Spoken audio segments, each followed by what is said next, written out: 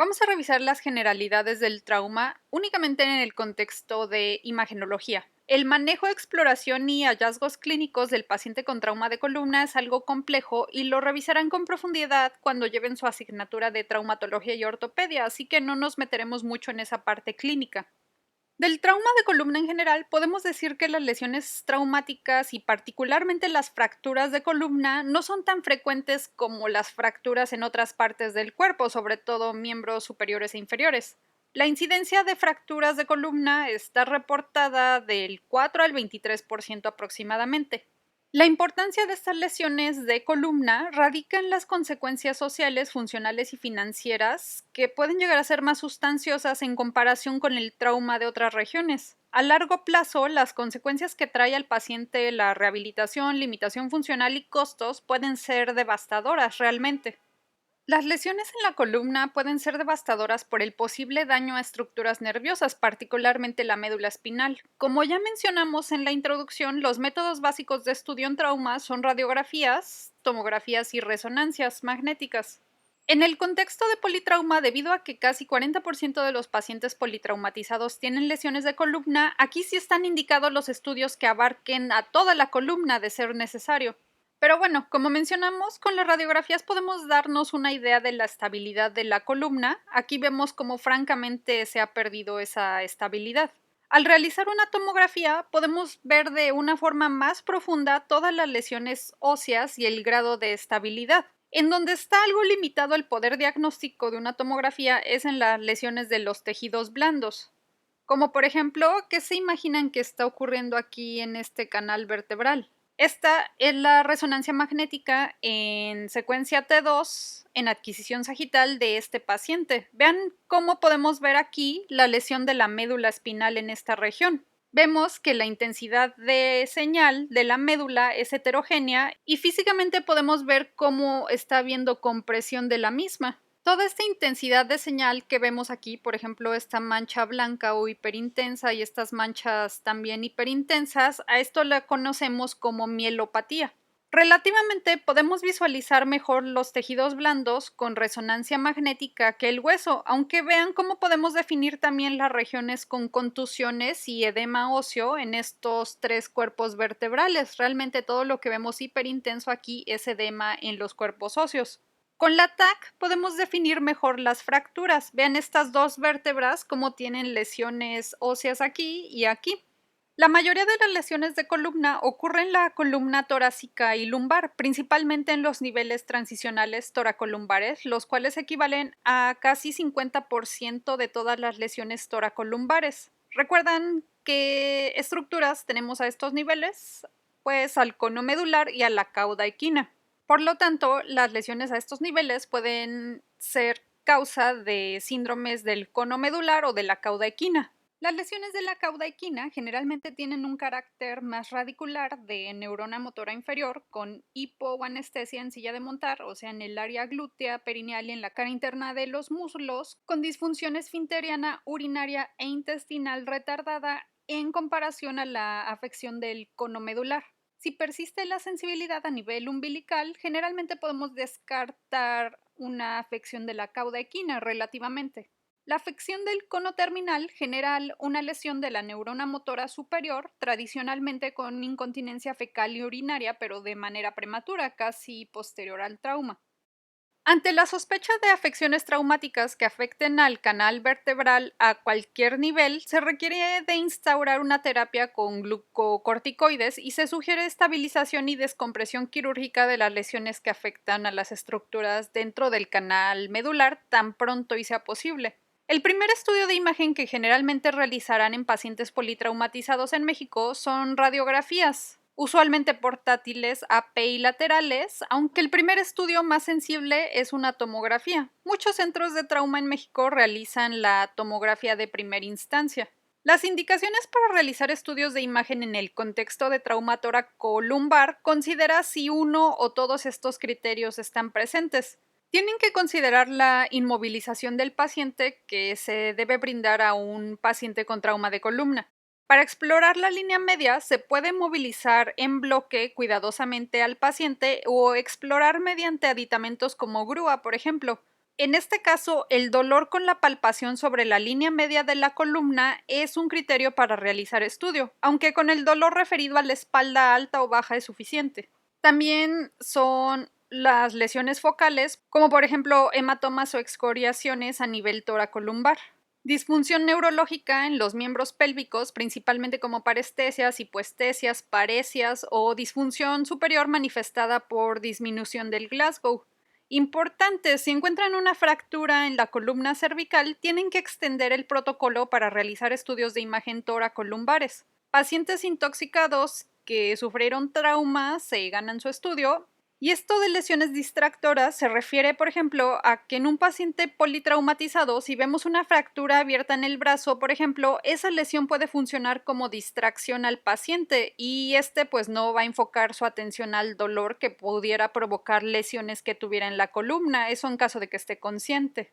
Ya vimos los conceptos de normalidad y estabilidad en radiografías, pero así deben de lucir las estructuras de una tomografía normal en su segmento toracolumbar. En las reconstrucciones sagitales no debe de haber desplazamiento de las columnas de Dennis ni las líneas vertebrales. Las líneas vertebral anterior, posterior y espinolaminar que estamos viendo aquí trazadas deben de ser continuas. En radiografías también tienen que ser continuas y si están interrumpidas podemos sospechar alguna lesión como fracturas o luxaciones. En reconstrucciones coronales, que equivalen a radiografías anteroposteriores, debemos de encontrar una alineación regular de forma longitudinal en los cuerpos vertebrales y el espacio entre los pedículos, que son los ojos que hemos visto en las radiografías, debe de ser regular. De una forma muy discreta va a aumentar este espacio interpedicular desde arriba para abajo, muy discreto. Los procesos espinosos deben de seguir una línea regular. En los planos parasagitales, las facetas deben de estar cubiertas por otra faceta de esta forma paralela. De encontrar una sola faceta sin la recubierta de la otra faceta, esto nos podría hablar de una luxación facetaria. En cada plano axial debemos de encontrar íntegros al cuerpo vertebral sin observar fragmentos que se metan dentro del canal, fragmentos óseos.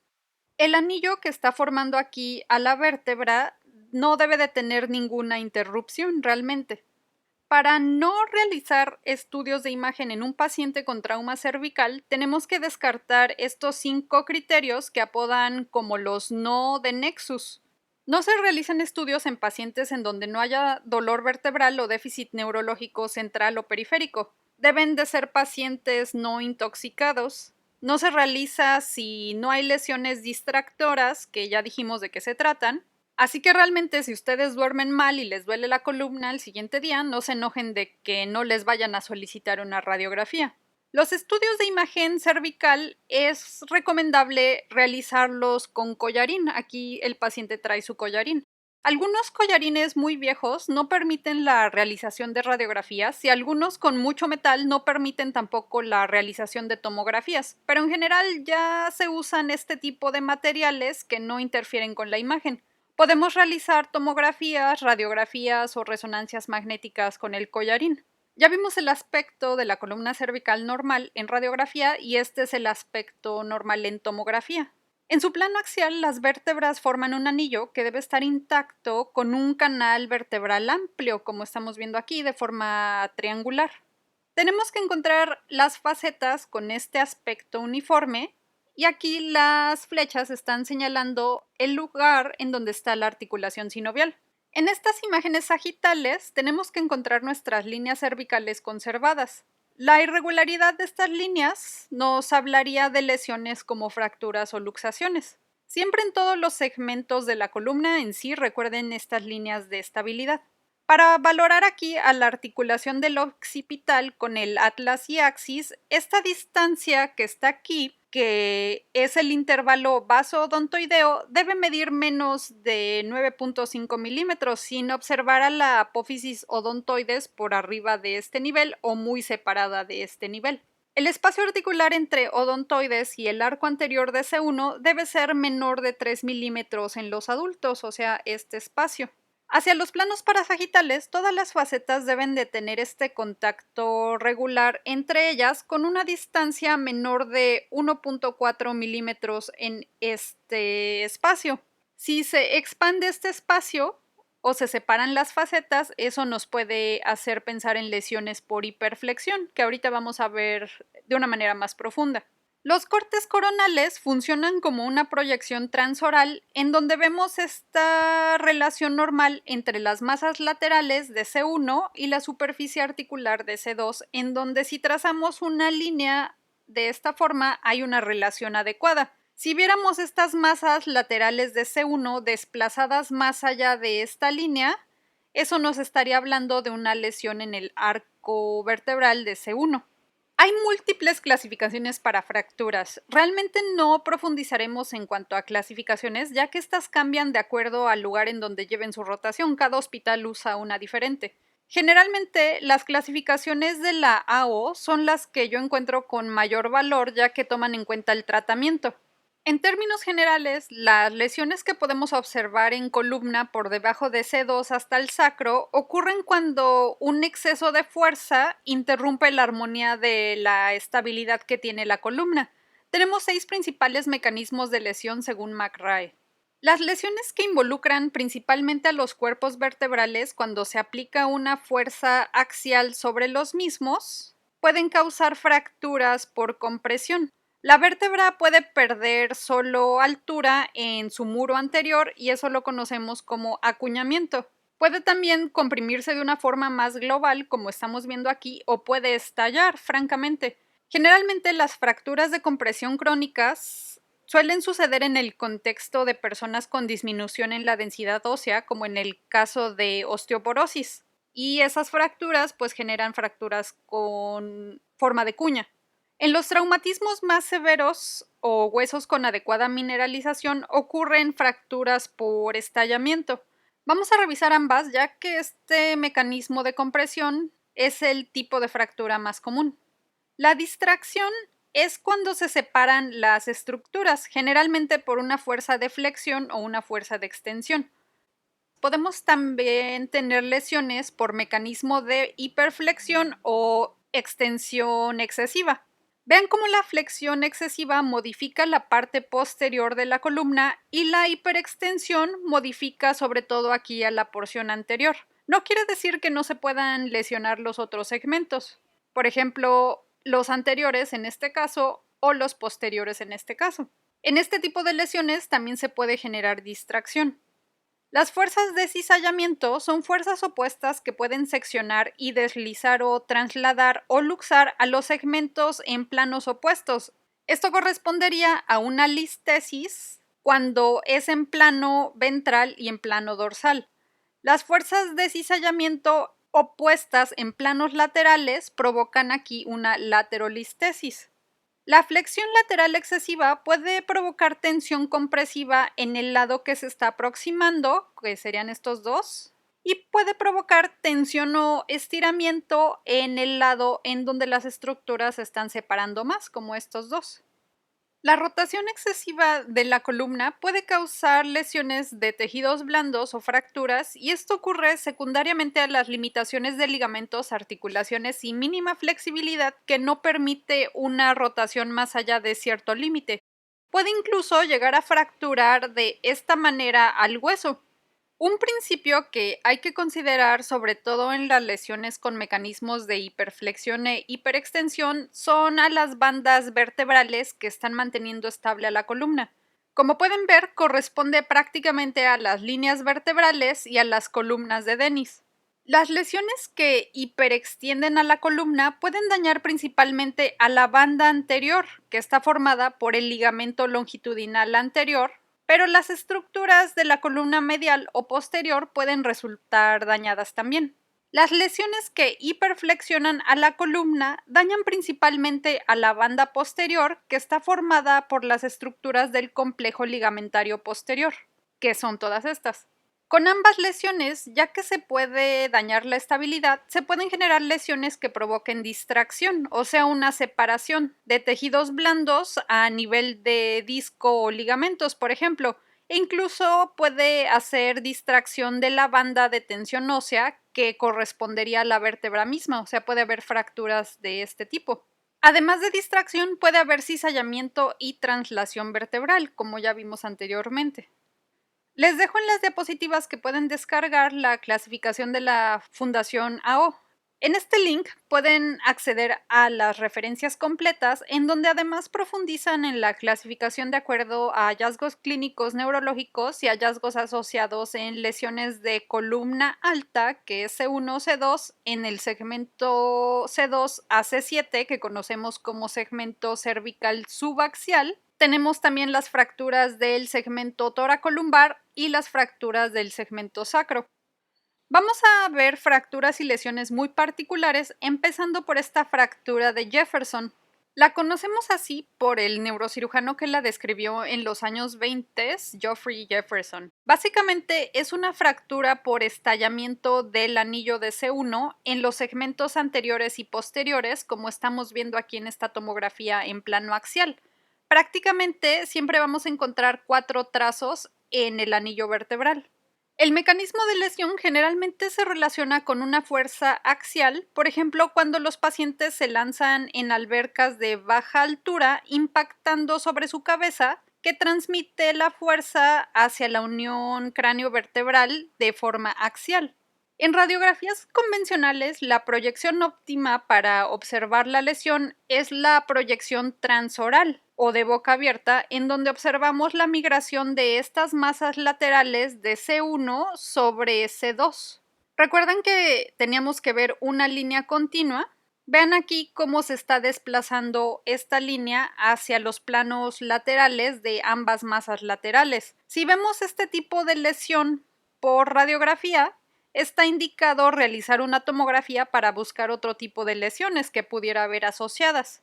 Ya que los segmentos migran discretamente de forma centrífuga, no hay compresión excesiva de la médula espinal y por lo tanto generalmente el síntoma cardinal de la fractura, de esta fractura de Jefferson, es dolor pero sin síntomas neurológicos por síndromes neuronales o radiculares. En C2 podemos tener fracturas de la apófisis odontoidea, generalmente secundarias a hiperextensiones o hiperflexiones del cuello que pueden ir o no acompañadas de fuerzas de compresión axial. Es más fácil identificarlas en tomografía, como estamos viendo aquí en esta reconstrucción coronal y sagital, ya que en una proyección transoral, a veces por la sobreposición de C1, se puede generar una falsa imagen, aunque aquí podemos ver parte del trazo como una línea radiolúcida. Las tipo 1 son solo lesiones de la punta de la odontoides. Las 2 pasan por la base y las 3 involucran parte del cuerpo, como estamos viendo aquí en estos dos casos, donde pasa el trazo un poco más bajo. La tipo 1 generalmente es estable a menos de que haya daño de otros ligamentos. La 2 y la 3 son inestables y debido a que la 2 tiene una superficie muy pequeña para reparar la fractura, puede ser de manejo más difícil que la 3. Como pueden ver aquí, está relativamente conservada la relación entre C1 y C2, a diferencia de la fractura por estallamiento de C1, que veíamos que desplazaba estas masas laterales hacia lateral. Otra fractura que ocurre a nivel de C2 son este tipo de fracturas que involucran a las estructuras posteriores del cuerpo de C2, particularmente a los pedículos. Se conocen como fracturas del ahorcado o hangman, aunque no solo ocurren por ahorcamientos. El mecanismo usualmente es una hiperextensión, pero con compresión, que puede surgir, por ejemplo, cuando el paciente golpea un parabrisas. La proyección más útil para diagnosticar este tipo de fracturas es la radiografía lateral o las reconstrucciones sagitales en tomografía. La TAC es más sensible. Noten aquí estos dos casos distintos en tomografía, cómo el anillo de C2 está fragmentado de una forma horizontal, digamos, y el trazo de fractura está pasando aquí a través de los pedículos de C2 en estas dos.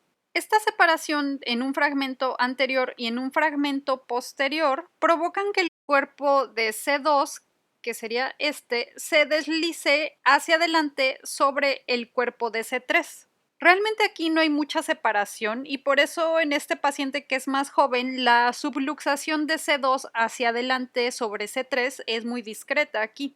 En fracturas con mayor grado de desplazamiento, podemos llegar a ver a las líneas vertebrales de esta forma y veríamos al cuerpo vertebral ahí, y al trazar la línea espinolaminar, en vez de verla así continua, veríamos cómo también se desplaza hacia atrás. Entre mayor grado de separación haya entre los fragmentos anteriores y posteriores, mayor grado tiene la fractura. A veces el desplazamiento puede ser mínimo y a veces solo es visualizable realmente por tomografía, como estamos viendo aquí en este pedículo, en donde apenas sí identificamos ahí un trazo de fractura. En este pedículo contralateral es más sencillo identificar la fractura. Vean aquí cómo realmente no hay pérdida de esta línea vertebral posterior ni de esta línea espinolaminar, ya que no está desplazado realmente aquí C2. Ya que el canal es amplio en general, como vemos aquí, porque se mueve hacia adelante y hacia atrás, realmente no hay grandes síntomas neurológicos, pero pues sí hay inestabilidad de este segmento. El mecanismo de ahorcamiento real realmente es más llamativo debido a que provoca una hiperextensión que fractura a los pedículos, pero además hay una distracción de ese 2 sobre 3, completamente una separación que pues puede seccionar a la médula. Vamos a ver ahora trauma cervical inferior o subaxial, que se refiere a las vértebras por debajo del axis. Debido a la morfología de las facetas cervicales, que son más horizontales, cuando éstas se deslizan una sobre la otra en una hiperflexión, puede existir un punto en donde el borde superior facetario y ventral atrape al borde facetario inferior y dorsal, bloqueándolo de esta forma. Este tipo de lesión puede también facilitarse por una flexión y rotación, pudiendo afectar a veces solo a la faceta de un solo lado. Cuando existe un bloqueo, generalmente un cuerpo vertebral que se desplaza sobre el otro avanza hacia ventral al menos 50% del diámetro del cuerpo vertebral, como estamos viendo aquí en todas estas imágenes. Por ejemplo, aquí esto sería el 100% del cuerpo vertebral, la mitad es el 50% y como pueden ver se está desplazando 50%. Eso quiere decir que es necesario un desplazamiento de al menos 50% para poder bloquear a las facetas.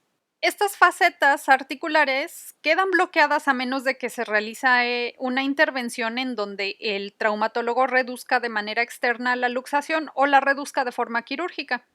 Recuerden este aspecto de las facetas normales apiladas una sobre la otra. Cuando hay una luxación, observen cómo, además del desplazamiento ventral del cuerpo vertebral sobre el cuerpo inferior, vamos a ver esta pérdida de la continuidad facetaria aquí, que condiciona este efecto. Vean cómo deja a la faceta desnuda. De este lado no tiene con qué articularse.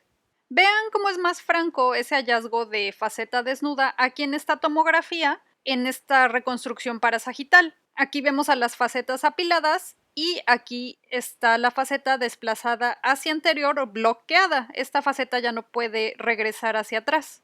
Aquí en esta reconstrucción sagital medial estamos viendo la listesis de al menos 50% hacia adelante de esta vértebra C6 sobre C7.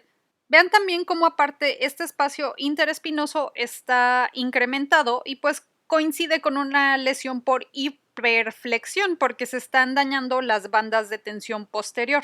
Los pacientes con este tipo de trauma generalmente a la exploración presentan cuadriplegia. ¿Por qué creen que sea? Pues ven aquí esta resonancia magnética en T2 como la médula quedó atrapada aquí entre la lesión. Vean que en vez de verse de intensidad de señal intermedia, como la estamos viendo aquí, o sea gris, esta región donde está comprimida ahora tiene una señal alta, o sea es hiperintensa, se ve más blanca. Esto representa una mielopatía compresiva traumática. En este caso, todos los niveles sensoriales y motores por debajo de C5 pues seguramente están afectados. Las lesiones por hiperextensión en donde hay daño de las bandas de tensión, como su nombre lo dice, son secundarias a una hiperextensión, por ejemplo en accidentes automovilísticos con una colisión trasera o en caídas que dejan a la cabeza por delante del cuerpo, que quedaría así, generando una hiperextensión y además hay una fuerza de compresión axial con el impacto. En estas situaciones, como pueden observar, generalmente está dañada la banda anterior de tensión, o sea, el ligamento longitudinal anterior principalmente, que estaría aquí. Este ligamento pues puede elongarse o seccionarse de una forma muy franca.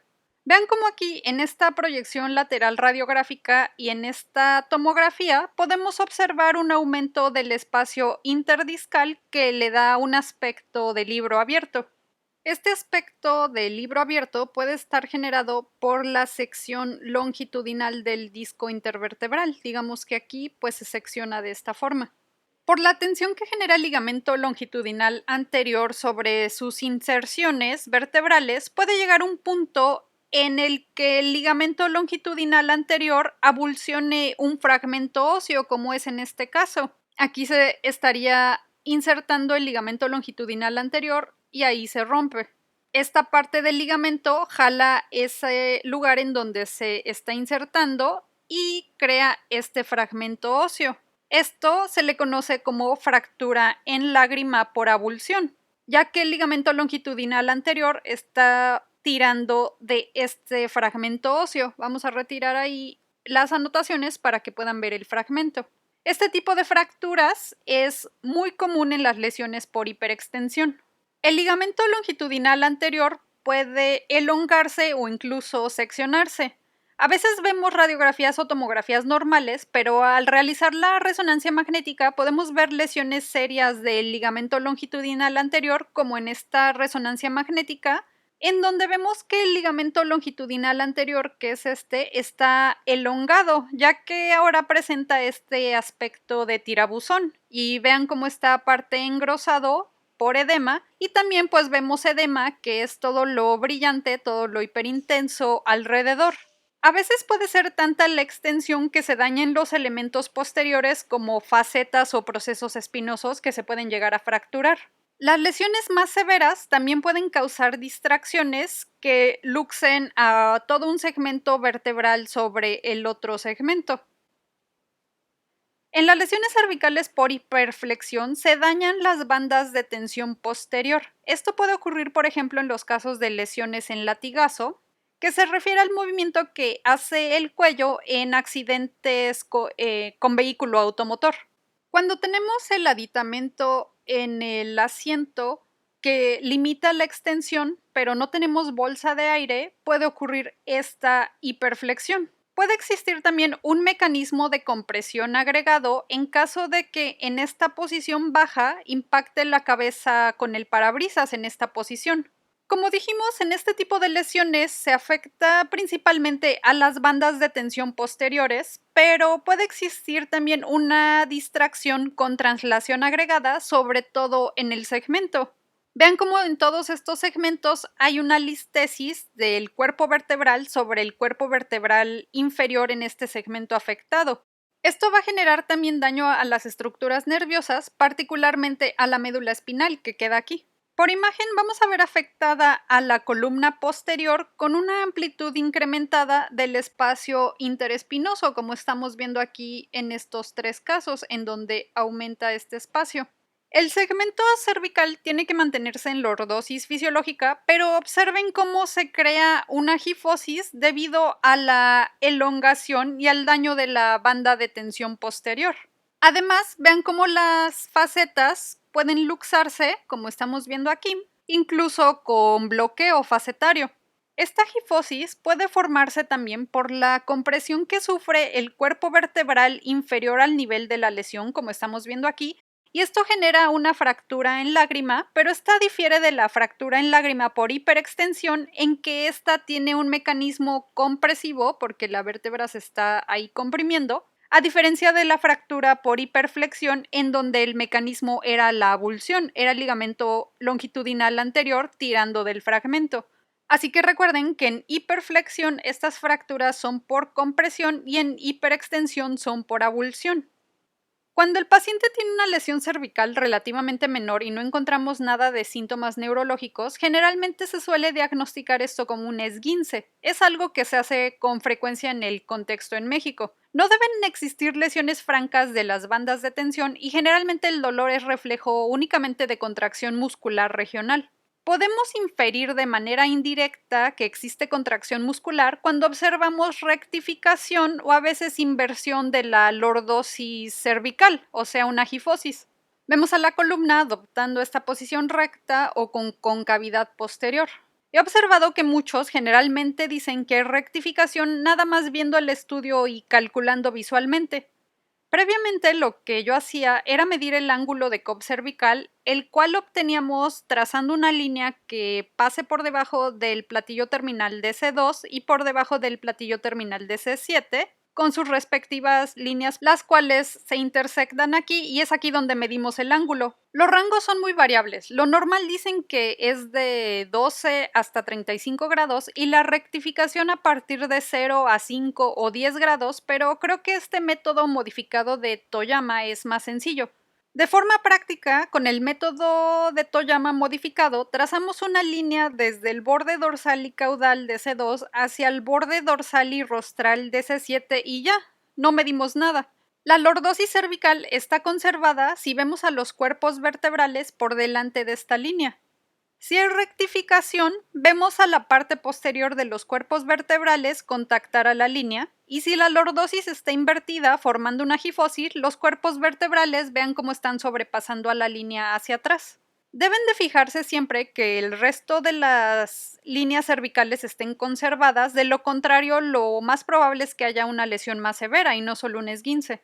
En los pacientes que determinemos que solo sufren de esguince por encontrar una imagen normal o solo una rectificación o inclusive una gifosis leve, generalmente solo se les trata con un collarín y se dan de alta, analgesia tal vez. Pero en el caso de que se agreguen síntomas neurológicos o mayor dolor, lo más recomendable es realizar a estos pacientes una resonancia magnética para valorar los ligamentos y discos porque hay lesiones de los tejidos blandos que pasan desapercibidas en radiografías.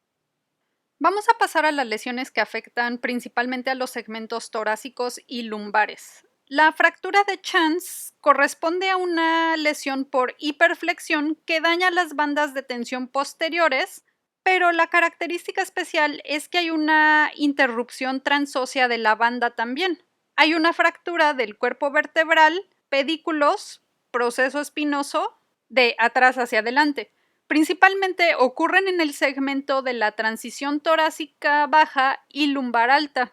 Generalmente ocurren por caídas cuando el paciente cae sobre su abdomen o cuando el paciente solo se coloca la banda abdominal del cinturón de seguridad y sufre un accidente automovilístico. Por este mecanismo, esta fractura se asocia a lesiones abdominales como laceraciones del páncreas o el duodeno. En la radiografía podemos ver un trazo de fractura que está involucrando la totalidad de la vértebra de forma horizontal, afectando a los elementos anteriores y a los elementos posteriores. Generalmente van a ser más obvias las fracturas de los elementos posteriores. En la proyección AP podemos llegar a observar una pérdida de la altura del cuerpo vertebral o un proceso espinoso que desaparece, como vemos aquí. Vean cómo podemos identificar esa radiolucidez de la fractura que vemos aquí con una flecha amarilla y además no podemos ver el proceso espinoso que debería estar ahí. Aquí vemos los otros, pero no este. Vean en esta tomografía esta fractura del cuerpo vertebral con fragmentos que están dentro del canal espinal y aquí hacia el proceso espinoso podemos ver la otra fractura. Eso quiere decir que fue de esta manera. En esta tomografía podemos ver a la fractura atravesando al cuerpo, al pedículo y a la lámina. Generalmente los síntomas neurológicos van a ser más severos, ya que es frecuente que exista afección del canal espinal.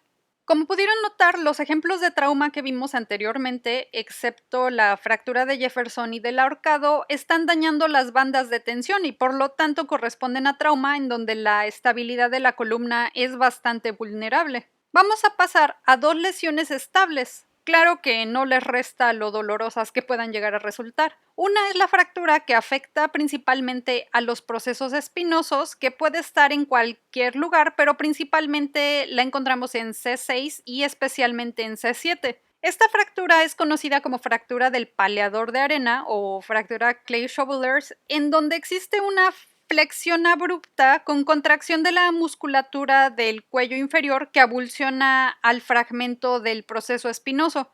También puede ocurrir por trauma directo. En los estudios de imagen vamos a ver al trazo de fractura, que no genera ninguna otra lesión en las líneas vertebrales espinolaminares, posteriores o anteriores. Aquí vemos una fractura del proceso espinoso de C6 y aquí de C7. Yo las he visto frecuentemente en colisiones automovilísticas menores. Hay que considerar que hay algunos pacientes en donde se forma una apófisis espinosa extra, particularmente en la punta del proceso espinoso de C7. Todos tenemos variantes anatómicas óseas que pueden simular enfermedad. A veces, si vieran esta imagen, tal vez les parecería una fractura, pero vean cómo los bordes son más romos, o sea, están más redondeados, además de que los bordes del hueso son más radioopacos. A esto se le llama esclerosis. No vayan a confundir estas apófisis accesorias como una fractura. Además, generalmente el paciente con la fractura tendría dolor muy localizado, a diferencia de un paciente con una apófisis no fusionada. Por último, vamos a ver la fractura más común de todos los segmentos de la columna, desde el segmento cervical subaxial, torácico y principalmente lumbar superior, que son estas fracturas por estallamiento. Este estallamiento generalmente es secundario a un impacto axial de caudal hacia rostral o de rostral hacia caudal. Este es el mismo mecanismo que la fractura de Jefferson, pero esa era a nivel de C1, recuerden. En estas fracturas, el disco comprime a la vértebra que está por debajo y como el tejido óseo tiene muy limitada elasticidad y capacidad de absorción, básicamente estalla bajo esa fuerza en donde se concentra la energía. Cuando este estallamiento ocurre de forma tan aguda y abrupta, generalmente podemos ver fragmentos óseos hacia dentro del canal. Esto es muy importante. Deben de recordar que estas fracturas por estallamiento generan fragmentos en retropulsión. De forma contraria, vean cómo el muro anterior es expulsado hacia ventral. Los fragmentos que entran al canal espinal lo estenosan y pueden causar lesiones compresivas de la médula, del cono medular o de la cauda equina, y por lo tanto, pues van a tener hallazgos neurológicos importantes los pacientes. Este fragmento en retropulsión es el que diferencia las fracturas por estallamiento de las fracturas por compresión presentes en la osteoporosis, en donde poco a poco el hueso se va comprimiendo y perdiendo altura sin crear estos fragmentos de esta manera. Vamos a ver las fracturas por compresión crónicas en la sección de osteoporosis.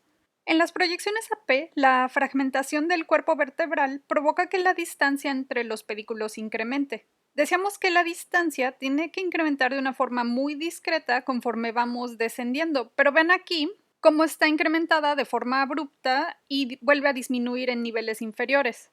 Esta vértebra L1 corresponde a esta vértebra en proyección lateral, en donde observamos cómo hay una pérdida de altura del muro anterior.